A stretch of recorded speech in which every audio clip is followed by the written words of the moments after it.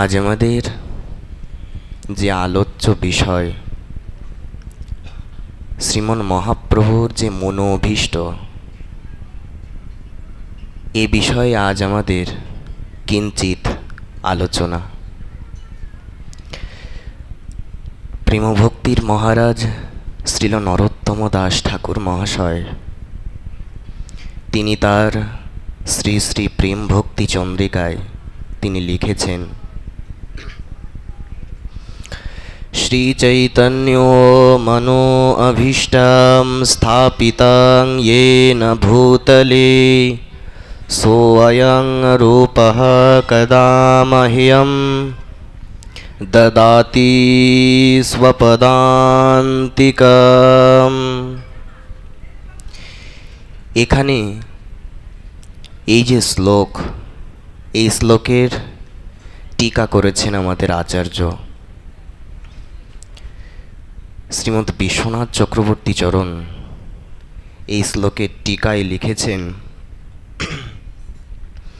শ্রী চৈতন্য মহাপ্রভোর মনো অভীষ্টাং মনো অভিলষিতাং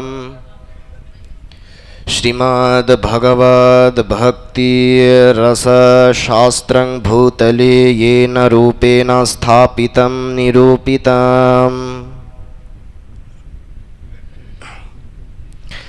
অর্থাৎ শ্রী চৈতন্যদেবের মনের অভীষ্ট বা মন অভিলষিত বস্তু শ্রী ভগবৎ ভক্তি রসশাস্ত্র শ্রীরূপের দ্বারা যিনি বিশ্বে ইহা স্থাপিত বা প্রচারিত করেছেন।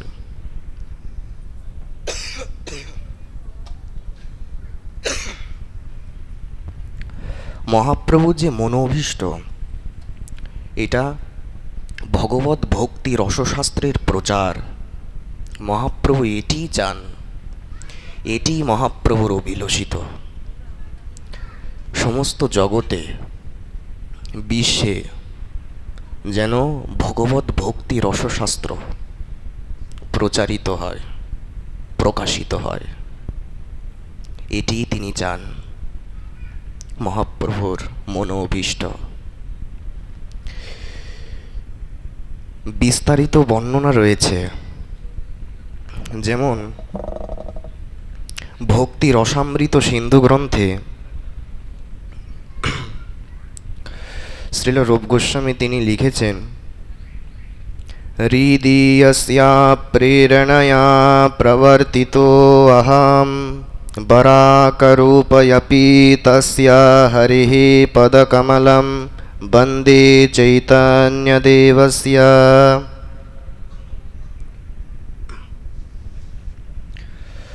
অর্থাৎ যেই মহাপ্রভুর কৃপায়, সাক্ষাৎ মহাপ্রভুর প্রেরণায় এই ভক্তি রসামৃত সিন্ধু গ্রন্থ তিনি রচনা শুরু করছেন, প্রারম্ভ করছেন, এটা মহাপ্রভুর প্রেরণায়। এজন্য উনি এটা স্বীকার করলেন যে এই গ্রন্থ আমি মহাপ্রভুর প্রেরণাতেই রচনা শুরু করছি। আমাদের আচার্যগণ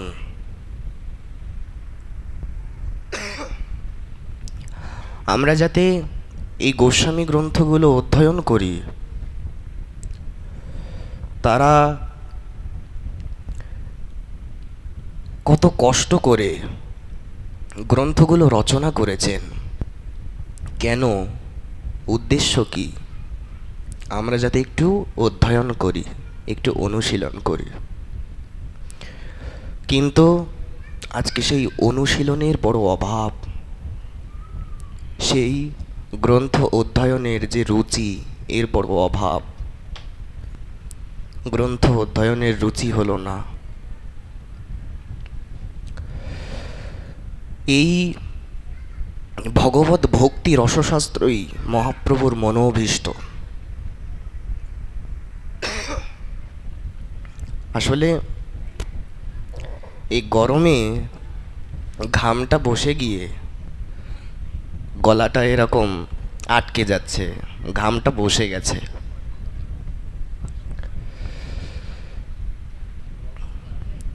এই জন্য কারোর যদি শ্রবণে অসুবিধা হয় তাহলে আমাকে একটু ক্ষমা করবেন। এই ঘামটা বসে গিয়েই ঠান্ডাটা লেগেছে।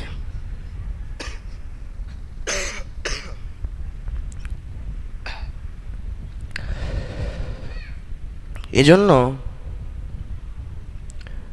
আমরা সবাই যদি একটু গোস্বামীগণের গ্রন্থগুলো অনুশীলন করি, মহাপ্রভু আমাদের অবশ্যই করুণা করবেন। এবং দেখুন, আজ এই যে প্রেম ভক্তি চন্দ্রিকা আমার সামনে আছে, হয়তো নরোত্তম ঠাকুরকে সরাসরি দেখতে পাচ্ছি না, হয়তো সামনাসামনি দেখতে পাচ্ছি না,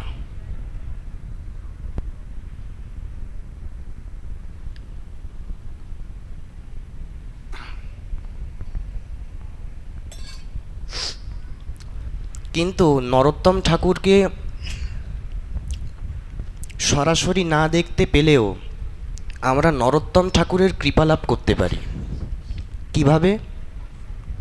যদি আমরা নরোত্তম ঠাকুরের প্রেম ভক্তি চন্দ্রিকা অধ্যয়ন করি, যদি আমরা, আপনি শুধু প্রেম ভক্তি চন্দ্রিকা নয়, যদি চৈতন্য চরিতামৃত অনুশীলন করেন, তাহলে সাক্ষাৎ কৃষ্ণদাস কবিরাজ গোস্বামীর কৃপা পাবেন। যদি আপনি ভক্তি রসামৃত সিন্ধু গ্রন্থ অনুশীলন করেন, আপনি সাক্ষাৎ রূপ গোস্বামীর কৃপা পাবেন। এজন্য হয়তো রূপ গোস্বামীকে দেখতে পাচ্ছি না, সনাতন গোস্বামীকে দেখতে পাচ্ছি না, ষড় গোস্বামীগণকে দেখতে পাচ্ছি না, আমাদের অষ্ট গোস্বামীগণকে দেখতে পাচ্ছি না, কিন্তু তাদের যে গ্রন্থ রয়েছে, আমরা যদি সেই গ্রন্থ অনুশীলন করি, আমরা অবশ্যই তাদের কৃপা লাভ করতে পারব। এজন্য মহাপ্রভু এটা বড় চান যে আমরা সবাই যেন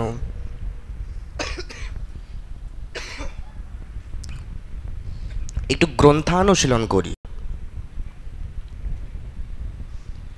এজন্য যাই হোক, আমাদের আজকে এই বিষয়েই যৎকিঞ্চিত আলোচনা, যে মহাপ্রভুর মনোভীষ্টটা আসলে কি ছিল, এটাই আমাদের আলোচ্য বিষয়। দেখুন, এই যে মহাপ্রভু অবতীর্ণ হলেন, মহাপ্রভুর অবতারের একটা মুখ্য কারণ আছে, আর একটা গৌণ কারণ আছে। মুখ্য কারণ হচ্ছে তিনটা, সেটা চৈতন্য চরিতামৃতে এসেছে। বলছেন, নিজ গূঢ় কার্য তোমার প্রেম আস্বাদন, আনুষঙ্গে প্রেমময় কইলে ত্রিভুবন। মহাপ্রভুর যে গূঢ় কার্য, অর্থাৎ অবতারের মুখ্য কারণ, সেটা হচ্ছে রাধা প্রেমাস্বাদন। এই রাধারানীর যে প্রেমাস্বাদন, এটা হচ্ছে মহাপ্রভুর অবতারের মুখ্য কারণ। এবং আনুষঙ্গে প্রেমময় কৈলা ত্রিভুবন, আনুষঙ্গিকভাবে উনি সমস্ত বিশ্বকে প্রেমময় করেছেন, যেটা হচ্ছে গৌণ কারণ। চৈতন্য চরিতামৃতে আরও বলেছেন যে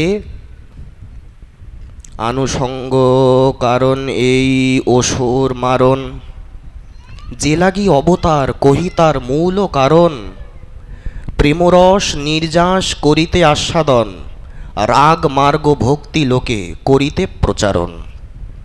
অর্থাৎ মহাপ্রভুর যে অবতার, এর আনুষঙ্গিক কারণ, গৌণ কারণ হচ্ছে অসুর নিধন, অসুর মারণ। এখানে একটা বিশেষত্ব আছে। সেটা কি? সেটা হচ্ছে অন্যান্য অবতারে, অন্যান্য ভগবৎ স্বরূপে তিনি কিন্তু অস্ত্র হাতে ধরেছেন, কিন্তু এই গৌর অবতারে তিনি কিন্তু অস্ত্র দ্বারা কাউকে নিধন করেননি। এজন্য মহাজনগণ বলেছেন যে তুমি তো সবার চিত্ত শুদ্ধ করার জন্য এবার এসেছো, তুমি তো কাউকে নিধন করার জন্য আসনি, তুমি তো কাউকে হত্যা করার জন্য আসনি। এজন্য মহাপ্রভুর যে অবতারের গৌণ কারণ সেটা হচ্ছে এই অসুর দলন, পাষণ্ড দলন, নাম সংকীর্তন প্রচার, এটা হচ্ছে গৌণ কারণ। একটা জিনিস আমাদের বুঝতে হবে, মহাপ্রভু যদি না আসতেন আমরা হরিনাম অবশ্যই পেতাম, কথাটা অত্যন্ত লক্ষণীয়। মহাপ্রভু যদি না আসতেন আমরা হরিনাম অবশ্যই পেতাম বটে, কিন্তু হরিনামের মধ্যে রাধা প্রেমকে কোনোদিন পেতাম না। এটাই হচ্ছে বিশেষত্ব, যে হরিনামের মধ্যে রাধা প্রেমকে মহাপ্রভু সংমিশ্রণ করেছেন। সেই রাধার ভাব লইয়া চৈতন্যাবতার, যুগধর্ম নাম প্রেম কইলা পরচার, সেইভাবে নিজ বাঞ্ছা করিল পূরণ, অবতারের এই বাঞ্ছা মূল কারণ। অর্থাৎ অন্যান্য যুগে তারক ব্রহ্ম নাম ছিল, যেমন সত্য যুগে তারক ব্রহ্ম নাম ছিল, ত্রেতা যুগেও ছিল, দাপর যুগেও ছিল, এবং অন্যান্য যুগে তারক ব্রহ্ম নাম জপ করে মানুষ বৈকুণ্ঠ যেতে পারত। কিন্তু এই কলিযুগে বিশেষত্ব হচ্ছে এই যে মহাপ্রভু হরিনামের মধ্যে ব্রজভক্তিকে সংমিশ্রণ করেছেন আর রাধারানীর ভক্তিকে সংমিশ্রণ করেছেন। এটা হচ্ছে বিশেষত্ব, এটা অন্য কোনো যুগে ছিল না। এজন্য মহাপ্রভুর যে মুখ্য কারণ অবতরণের চৈতন্য চরিতামৃতে বলা হয়েছে, বলছেন কৈছন রাধা প্রেমা, কৈছন মধুরিমা, কৈছন ভাবে তিহ ভোর। অর্থাৎ মহাপ্রভুর অবতারের যে মুখ্য কারণ সেটা হচ্ছে তিনটা, মানে তিনটা বাঞ্ছা। এই তিনটা বাঞ্ছা কি? প্রথমত কৈছন রাধা প্রেমা, রাধারানীর প্রেমটা কেমন। দেখুন প্রত্যেকটা শব্দ, প্রত্যেকটা লক্ষ্য অত্যন্ত মনোযোগ দিয়ে এবং ধ্যান দিয়ে শুনলেই আপনারা বুঝতে পারবেন যে কি বলতে চাচ্ছেন। বলছেন কৈছন রাধা প্রেমা, মহাপ্রভুর অবতারের যে মুখ্য কারণ এটা হচ্ছে তিনটা বাঞ্ছা। তার মধ্যে প্রথম বাঞ্ছাই হচ্ছে রাধারানীর প্রেমটা কেমন। দ্বিতীয়টা কি? বলছেন কৈছন মধুরিমা, মানে রাধারানীর যে মধুরিমা, রাধারানী তার যে রাধারানী তিনি যে কৃষ্ণের মাধুর্য আস্বাদন করেন সেই মাধুর্যটা কেমন, সেই মধুরিমাটা কেমন। এটা হচ্ছে 2 নাম্বার। আর 3 নাম্বারটা কি? কৈছন ভাবে তিহ ভোর, অর্থাৎ শ্রীকৃষ্ণকে ভালোবেসে রাধারানী কেমন সুখ পান, কেমন আনন্দ পান, এই জিনিস, এটা হচ্ছে 3 নাম্বার। এই তিনটা বাঞ্ছা মহাপ্রভুর অবতরণের মুখ্য কারণ। এজন্য কি অপূর্বভাবে দেখুন আমাদের আচার্যকা, আমাদের গ্রন্থকারগণ, আচার্যগণ বর্ণন করে গেছেন। আমাদের এগুলোই শুনতে হবে। আচ্ছা একটা জিনিস বিচার করুন তো, এই যে চৈতন্য চরিতামৃত, চৈতন্য ভাগবত, চৈতন্য মঙ্গল, এখানে তো হাজার হাজার পদ পদাবলী আছে। এক চৈতন্য চরিতামৃতেই প্রায় 10,000-এর বেশি পয়ার আছে। তাহলে এত পয়ার থাকা সত্ত্বেও ভাগবত পাঠের মধ্যে আমরা বাইরের কথা কেন বলি? আমরা অন্যান্য কথা বলে, আন কথা বলে কেন আমাদের সময়কে নষ্ট করি? এগুলো মহাপ্রভু একেবারেই পছন্দ করেন না। এজন্য আমাদের গৌড়ীয় বৈষ্ণবদের যে সিদ্ধান্তের ভাণ্ডার,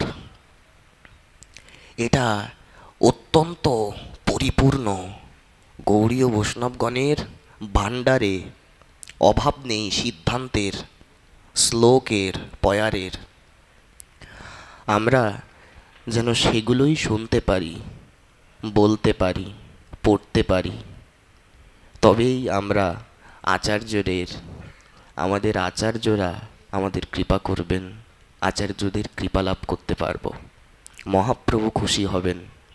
এটিই মহাপ্রভুর মনোঅভীষ্ট। এই ভগবত ভক্তি রসশাস্ত্র অনুশীলন, অধ্যয়ন এবং প্রচার। দেখুন, চৈতন্য চরিতামৃতে কত অসাধারণ বর্ণনা করেছেন।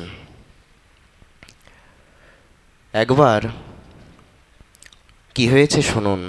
নীলাচলে নামাচার্য হরিদাস ঠাকুরের কুটিরে সপার্ষদ শ্রীমন মহাপ্রভুর রূপ গোস্বামীর নাটক শ্রবণের পর শ্রীমন মহাপ্রভু ও রামানন্দ শ্রীরূপের নাটক বিষয়ক যে আলোচনা রয়েছে চৈতন্য চরিতামৃতে, এটা শুনলেই বুঝতে পারবেন। দেখুন সাক্ষাৎ কি বলছেন চৈতন্য চরিতামৃত। এত শুনি রায় কহে প্রভুর চরণে, রূপের কবিত্ব প্রশংসী সহস্র বদনে।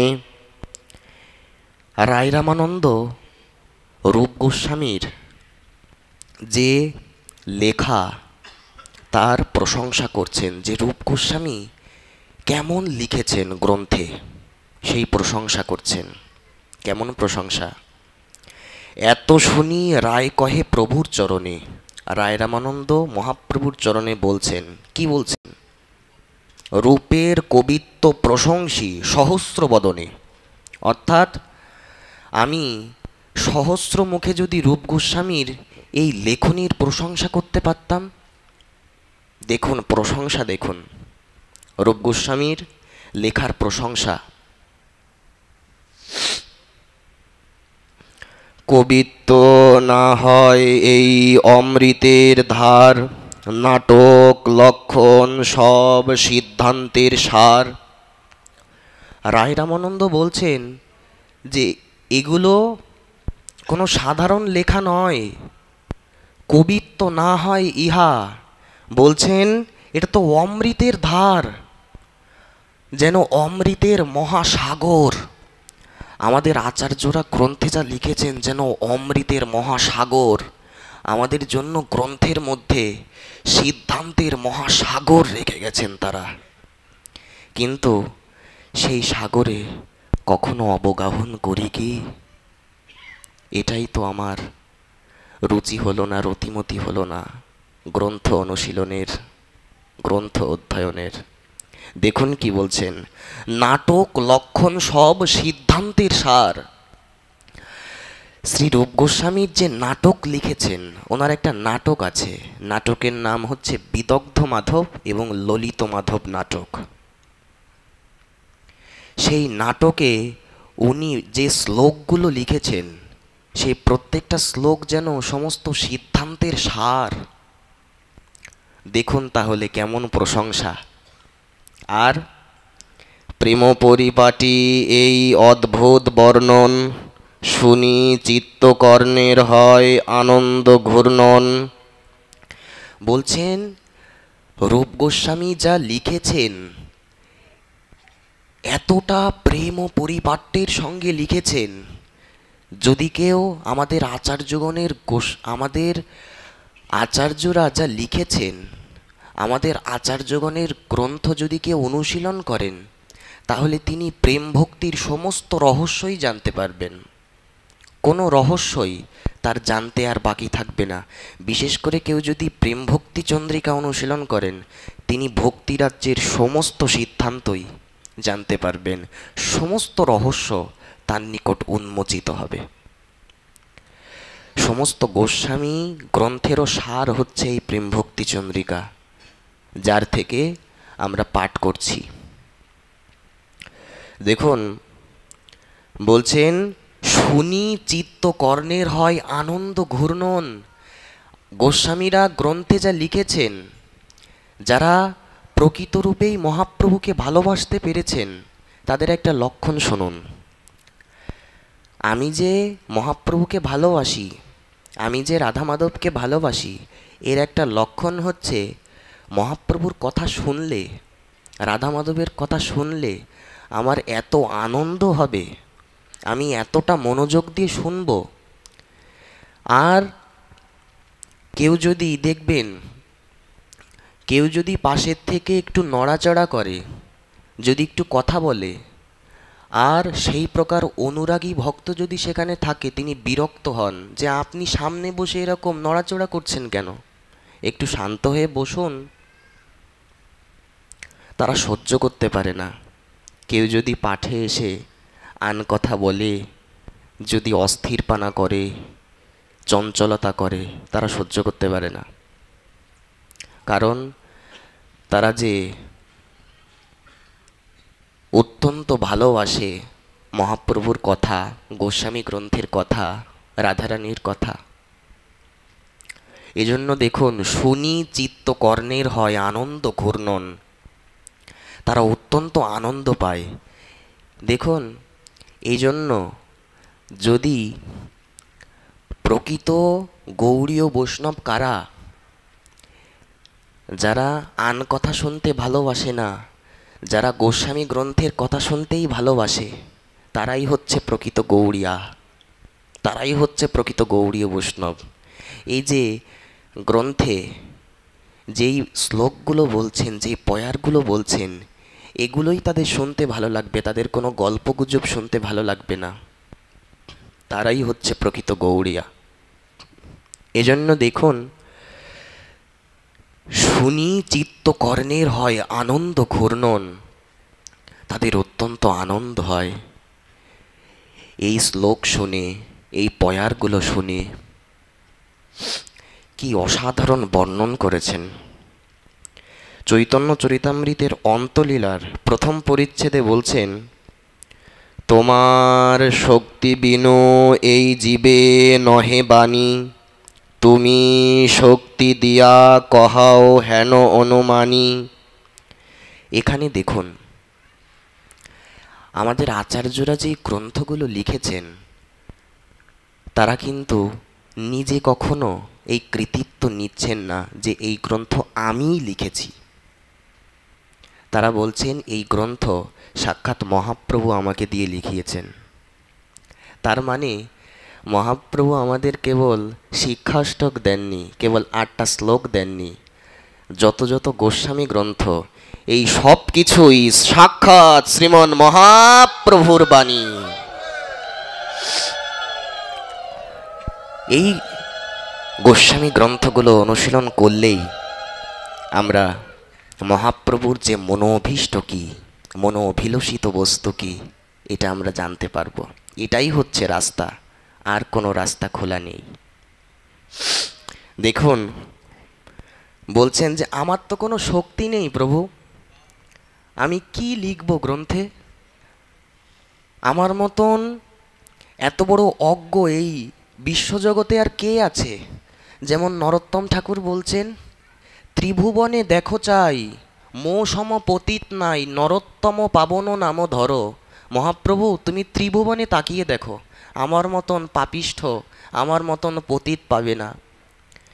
এই প্রকার মানসিকতা হবে, এই প্রকার কথাবার্তা হবে গৌড়িয়া যারা হবেন, যারা গৌড়ীয় বৈষ্ণব হবেন, তারা সবসময় এই কথাই বলবেন যে আমার ভজন হচ্ছে না, আমার সাধন হচ্ছে না, আমার হরিনাম হচ্ছে না, আমার কিচ্ছুই হচ্ছে না।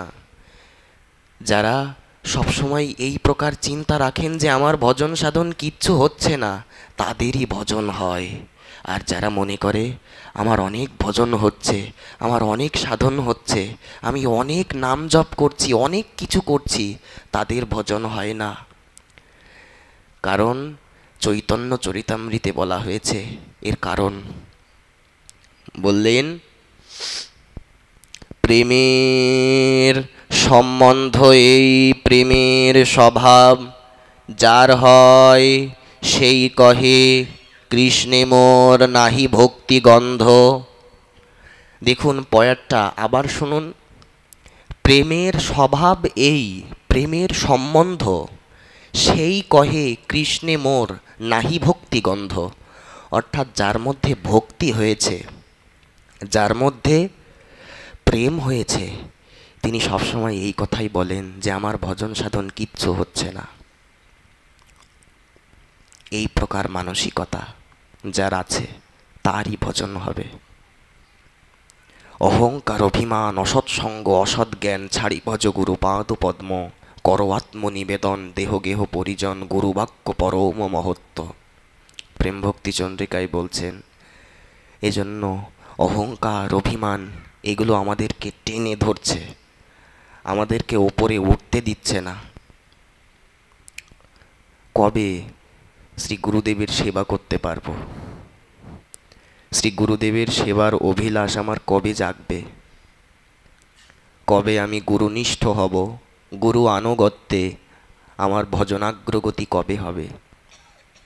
এই বাসনা থাকবে সব সময়, তবেই তো ভজন হবে। এজন্য দেখুন চৈতন্য ভাগবতেও আর এক জায়গায় বলছেন, কাষ্ঠের পুত্তলি যেন কুহকে নাচায়, সেই মতো গৌরচন্দ্র মোরে যে বলায়। এখানে একটা দৃষ্টান্ত দিয়েছেন। আপনারা কেউ কাঠের পুতুলের নাচ দেখেছেন কোনোদিন? হাতে দড়ি বেঁধে পুতুলগুলোতে কিভাবে নাড়ানো হয়, একে বলে পুতুল নাচ। তো আচার্য বলছেন, চৈতন্য ভাগবতকার বৃন্দাবন দাস ঠাকুর তিনি চৈতন্য ভাগবতে লিখেছেন যে আমি তো ওরকম একটা পুতুল, আমাকে নাচাচ্ছে সাক্ষাৎ গৌরহরি। তিনি আমাকে যা বলাচ্ছেন, যা স্ফুরণ করাচ্ছেন, আমি তাই বলছি, আমি তাই লিখছি গ্রন্থে, এই বলছেন। চৈতন্য চরিতামৃতে যেমন রায় রামানন্দ বলছেন, মোর মুখে কথা কহাও গৌরচন্দ্র, জইছে কহাও তৈছে কহি যেন বিনা যন্ত্র। মহাপ্রভুকে রায় রামানন্দ বলছেন, হে মহাপ্রভু, আমার মুখে তুমি সাক্ষাৎ বক্তা। যেমন এখনই যে আমি পাঠ করছি, আমার পাঠের কোনো অধিকার নেই, কোনো যোগ্যতা নেই, আমি কোনো পাঠক নই, আমি কোনো প্রচারক নই, আমি সাক্ষাৎ আপনাদের মতন ভক্তদের দাসের দাসের দাসের দাসের দাসের দাসের দাসের অনুদাসের দাসের দাসের দাস। এই হচ্ছে গৌড়িয়ার পরিচয়, মহাপ্রভু নিজে দিয়েছেন। বলছেন, নাহম বর্ণী নাহম বিপ্র ন চ নরপতির নাপি বৈশ্যো না শূদ্রঃ, ন চ বর্ণী নহম বর্ণী ন চ নরপতির নপি বৈশ্যো না শূদ্রঃ। বলছেন, নাহম বর্ণী ন চ নরপতির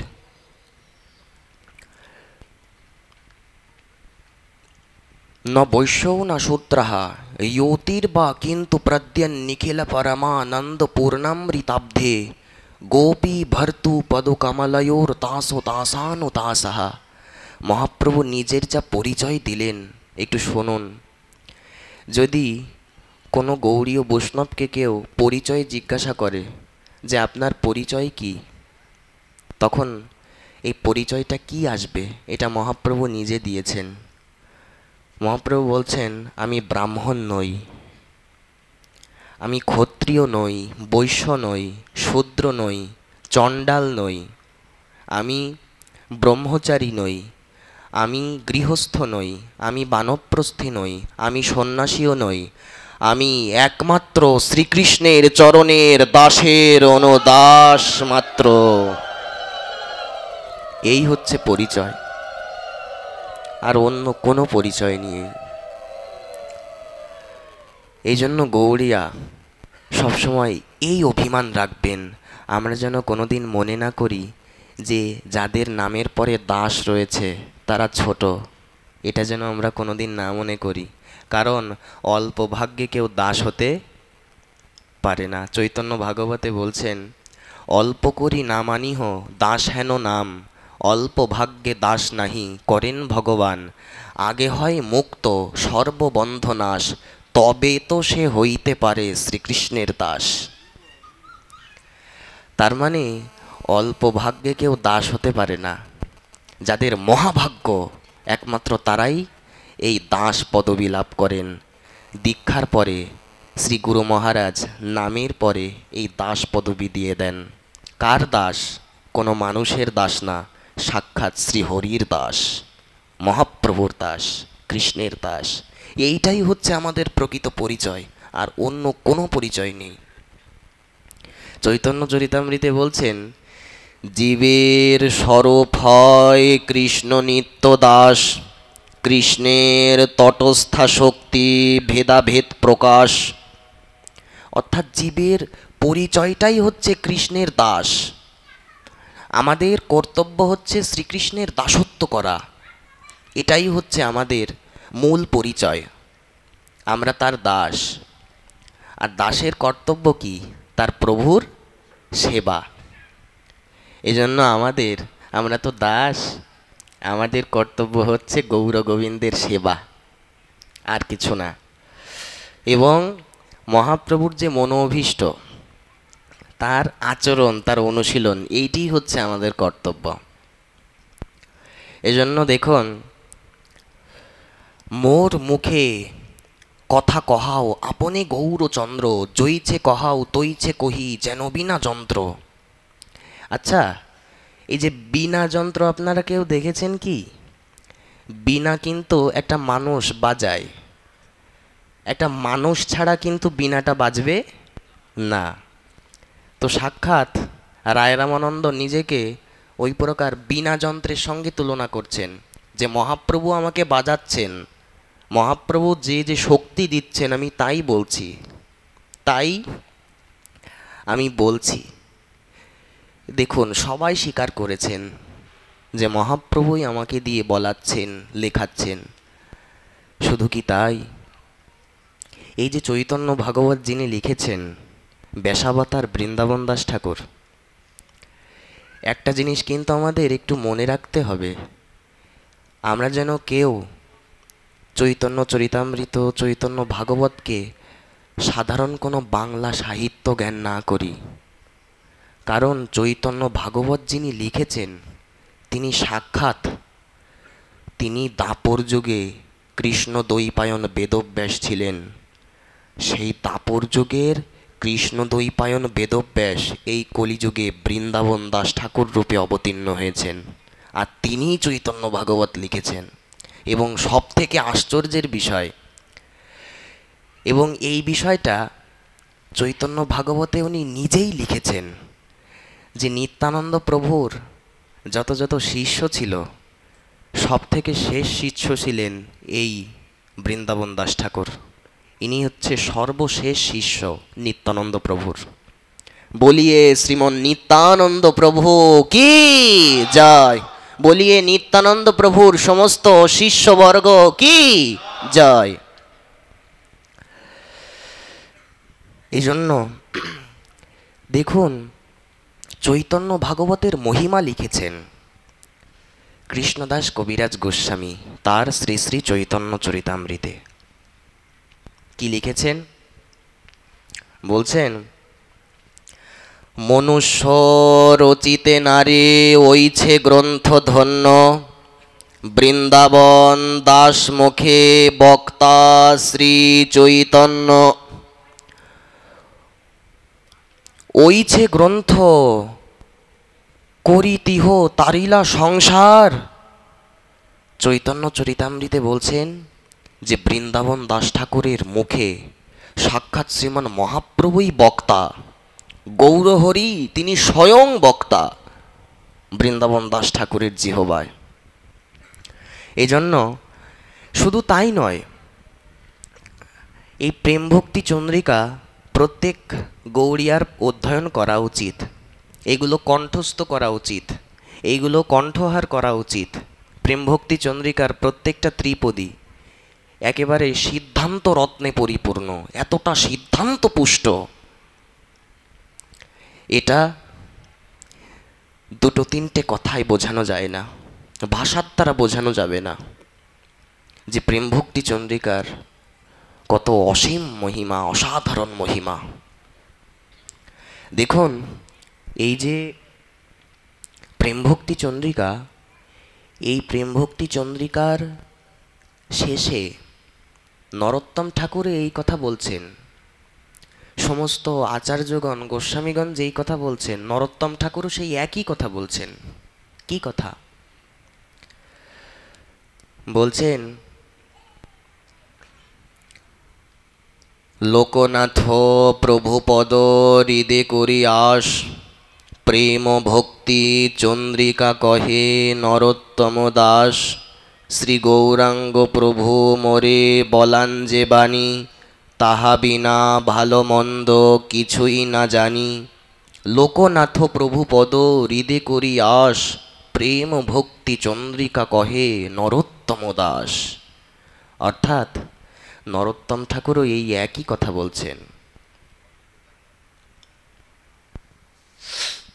যে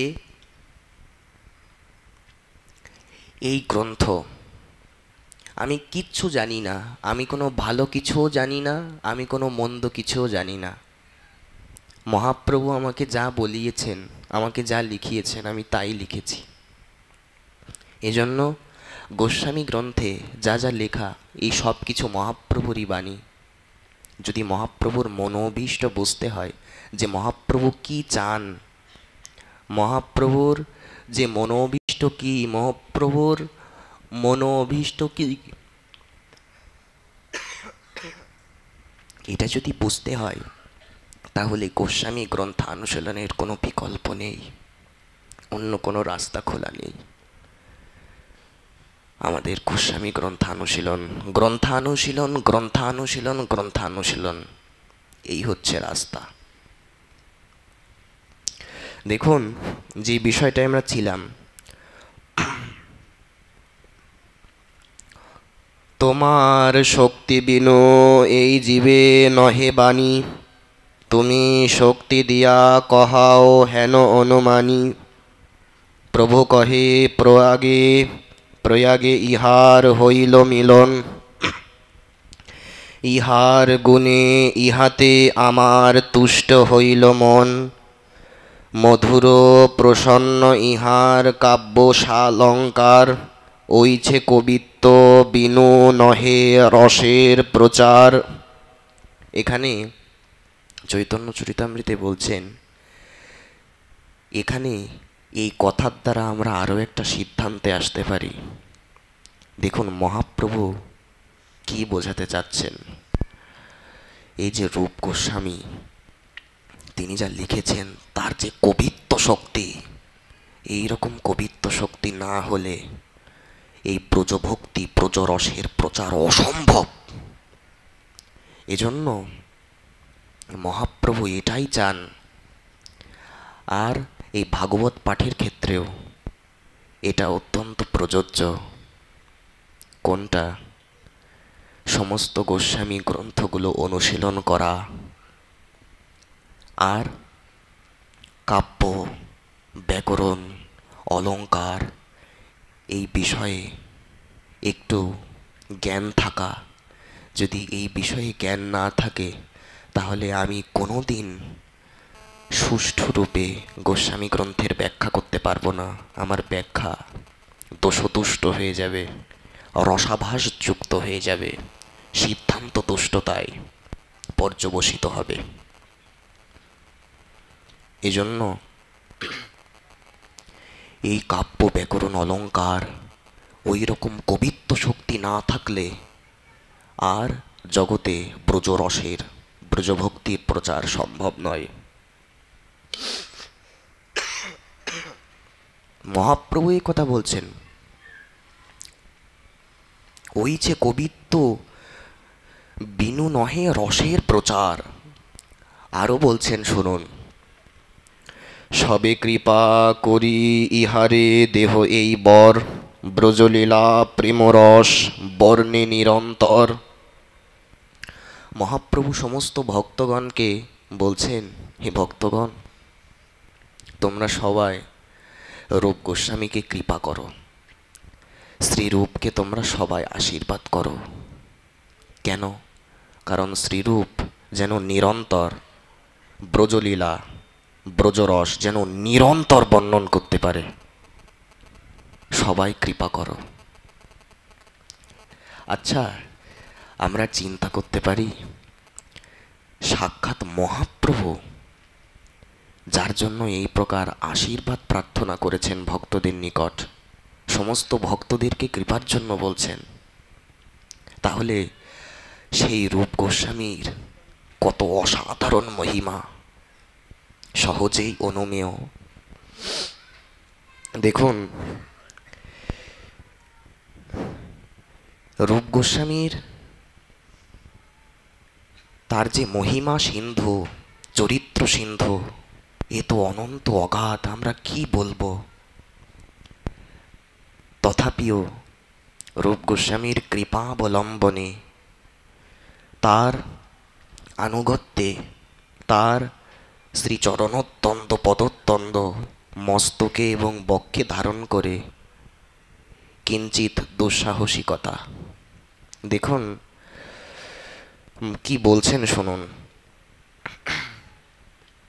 পীयूषसारा शिशिरानपि चन्द्रपादान् धीरान् मधुरांश्च मधुसमीरां वञ्चन्ति के भुवि तथामृतसिन्धुपुरान् श्रीरूपपादकविता सुरसंनिपीय पश्यन्ति के सूरबली रमणीयतां तां मन्दाकिनी विकचकाञ्चना पद्मलक्ष्मीं संपूर्ण शारदो सुधाकर मंडलम वा श्रीरूपपादकविता सुरसंनिपीय केवारसालमोकलेश्वली झंकृतानि शृण्वति किन्नारवधूकलकण्ठिनादन् कुञ्जेषु मञ्जु कलकोकिलकूजितं वा श्रीरूपपादकविता सुरसंनिपीय।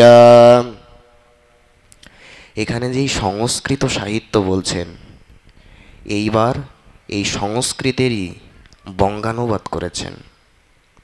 এই বাংলাটা শুনলে আপনারা বুঝতে পারবেন। বলছেন, হৃদয় কন্দরে যার ঝরিয়াছে একবার, শ্রীরূপের কবিতার রসের নির্ঝর। এই শব্দগুলো যে কোন রাজ্যের শব্দ, কোন জগতের শব্দ, এইগুলো শুনলেই বোঝা যায় যে এই জড়জগতের কোনো সাধারণ শব্দ নয়। এগুলো প্রত্যেকটা শব্দ কতটা উচ্চকোটির, কতটা উন্নত।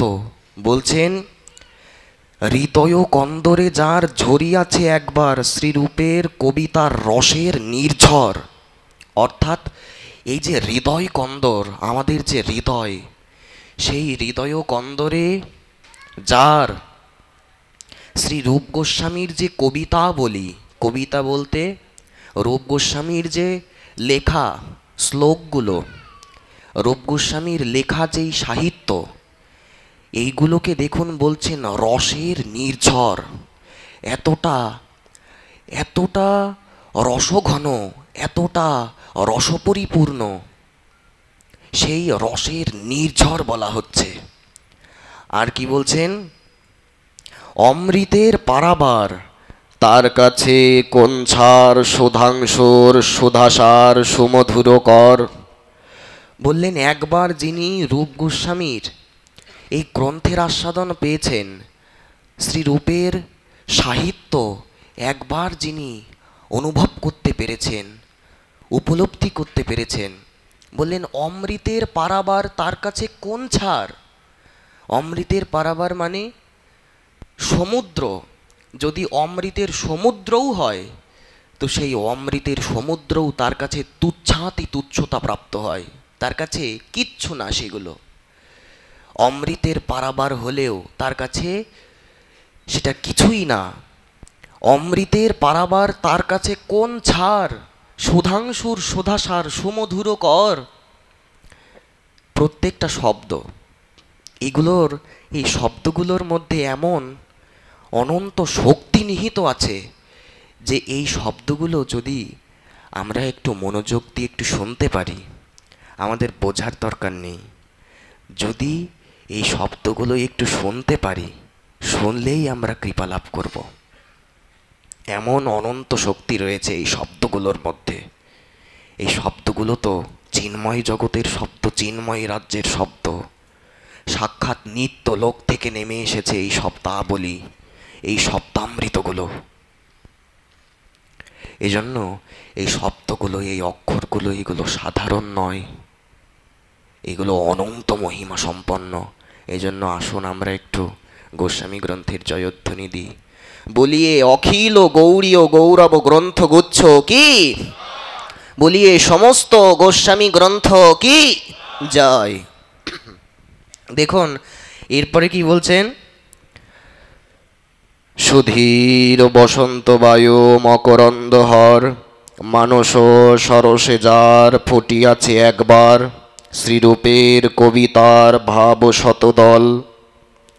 মানস সরসে, আমাদের মনে, এই মনকে বলা হচ্ছে একটা মানস সরস। এই মানস সরসে যার ফুটিয়াছে একবার, শ্রীরূপের কবিতার ভাব শতদল। শতদল বলতে হচ্ছে পদ্ম। অর্থাৎ যদি আমাদের মন এটা একটা সরোবর হয়, তো সেই সরোবরে যার রূপ গোস্বামীর এই সমস্ত শ্লোক সিদ্ধান্তের যেই পদ্ম বিকশিত হয়েছে, সেই কথাই এখানে বলছেন যে মানস সরসে যার ফুটিয়াছে একবার, শ্রীরূপের কবিতার ভাব শতদল। তার কি হয় বলছেন, তুচ্ছ করে সেই জন প্রফুল্ল নন্দনবন, বিকশিতি শীত মন্দাকিনী কনক কমল, শরতের পরিপূর্ণ শশাঙ্ক মণ্ডল।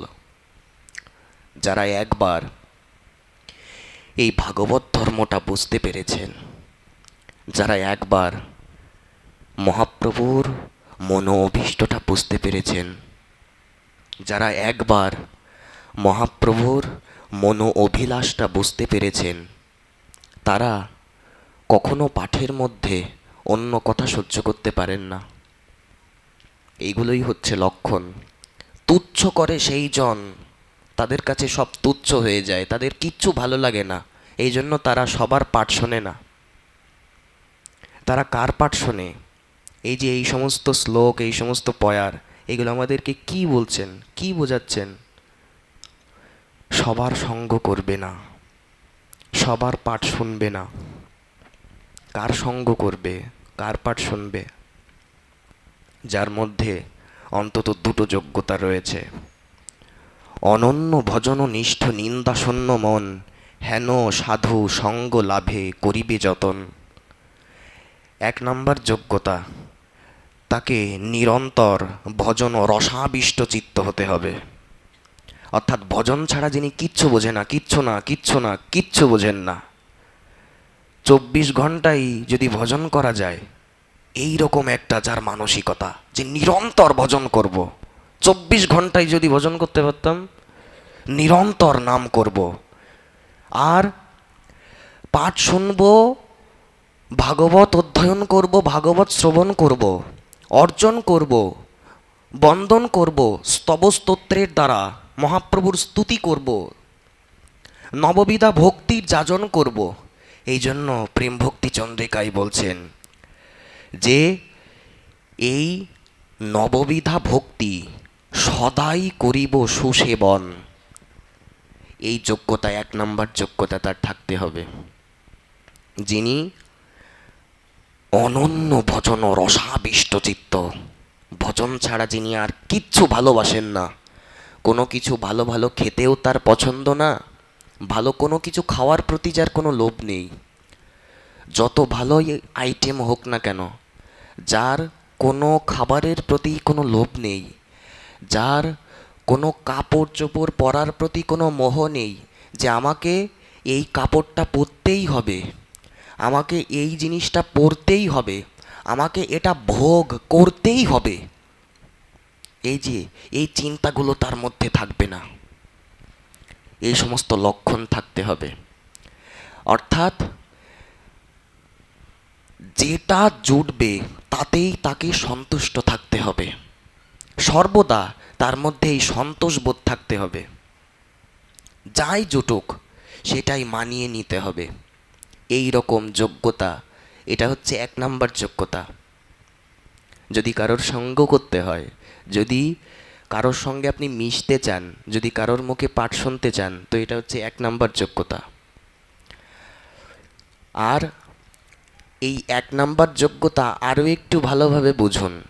সেটা হচ্ছে তার মুখেই পাঠ শুনতে হবে যিনি পাঠের মধ্যে ভক্তিশাস্ত্রের কথা ছাড়া কোনো গালগল্প করেন না, নিজের আত্মজীবনী যিনি বলেন না, যিনি নিজের কেচ্ছা কাহিনী করেন না, যিনি আর কোনো রাজনীতির কথা বললেন না।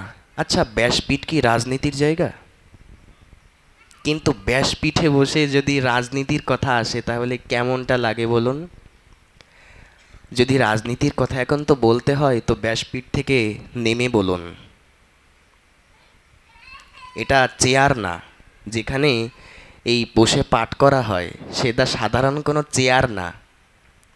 চেয়ারে বসে রাজনৈতিক ডায়লগ দেওয়া যায়, কিন্তু ভাগবত পাঠ যেখানে হয় সেটা তো ব্যাসপীঠ।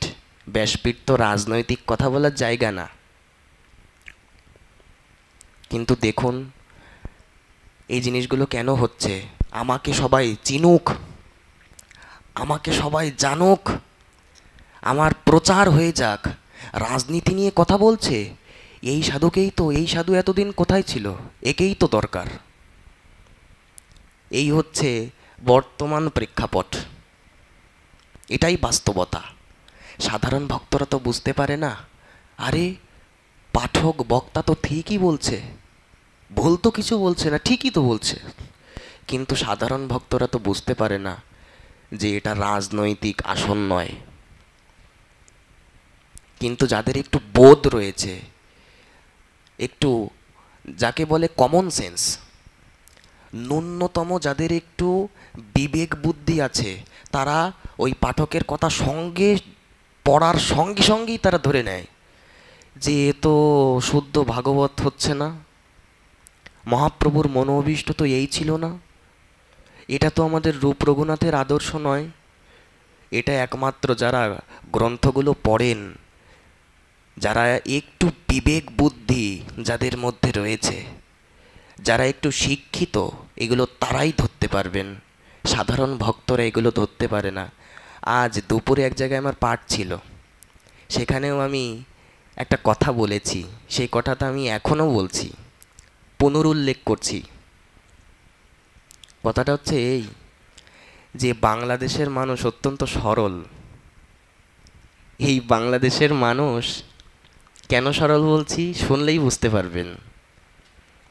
এই বাংলাদেশের শ্রোতারা এতটা সরল যে পাঠকের, বক্তার চরণ ধুয়ে জল খাচ্ছে, কিন্তু এটা কখনো বিচার করে দেখে না যে পাঠক, বক্তা ব্যাসপীঠে বসে বললটা কি।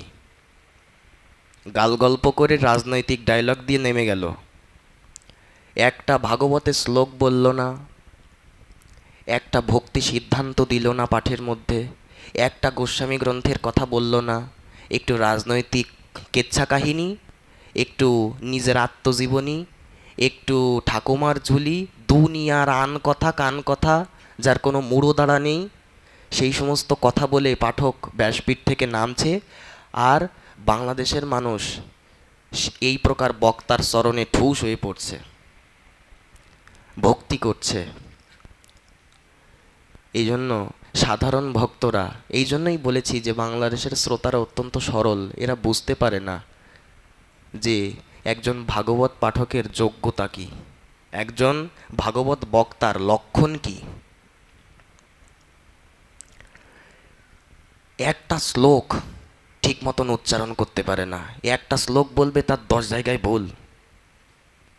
এই পাঠকের চরণ ধুয়ে বাংলাদেশের মানুষ জল খাচ্ছে, চরণামৃত করছে, কত সম্মান করছে, ফুল ছেটাচ্ছে, তার গলায় মালা পরিয়ে দিচ্ছে।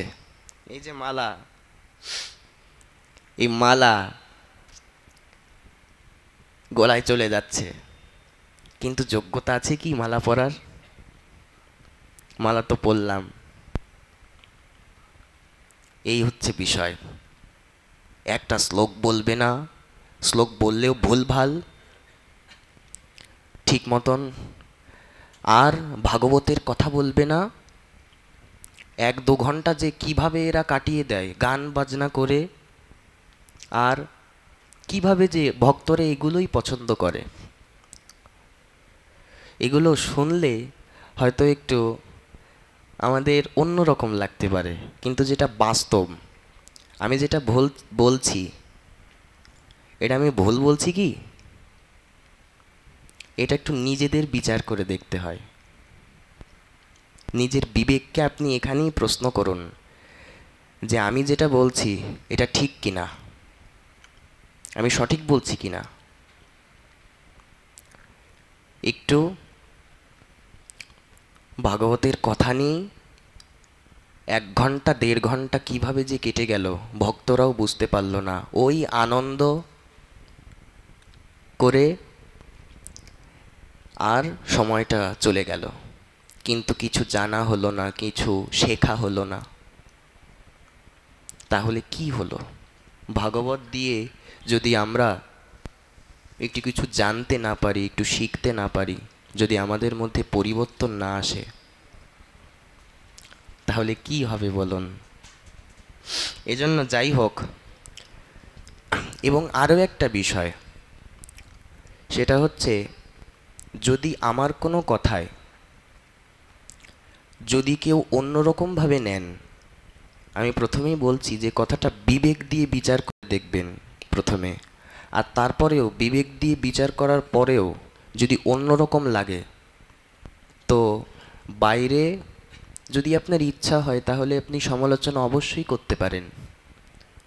কিন্তু আমি একটা অনুরোধ রাখব, যদি আমার কথা আপনার কাছে অন্যরকম লাগে তাহলে আমার সঙ্গে এসে কথা বলুন যে এই কথাটা আমি কেন বললাম, এই কথার প্রমাণ কোথায়।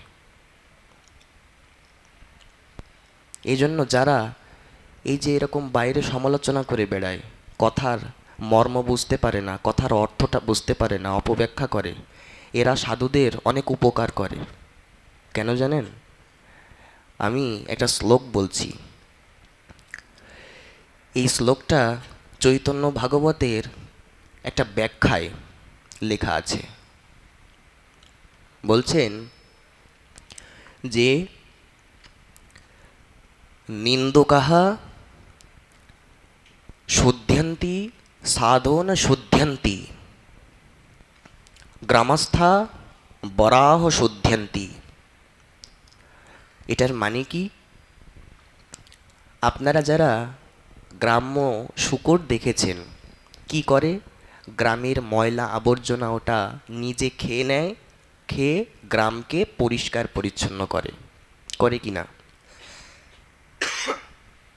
আর যারা নিন্দুক, যারা সাধুর দোষ ধরে বেড়ায়, সমালোচনা করে, এরা ওই যে মুখে মুখে নিন্দা করছে, ওই নিন্দার দ্বারা সে সাধু মঙ্গলই করছে, কল্যাণই করছে। ওই নিন্দার দ্বারা সে সাধুকে শুদ্ধ করে দিচ্ছে।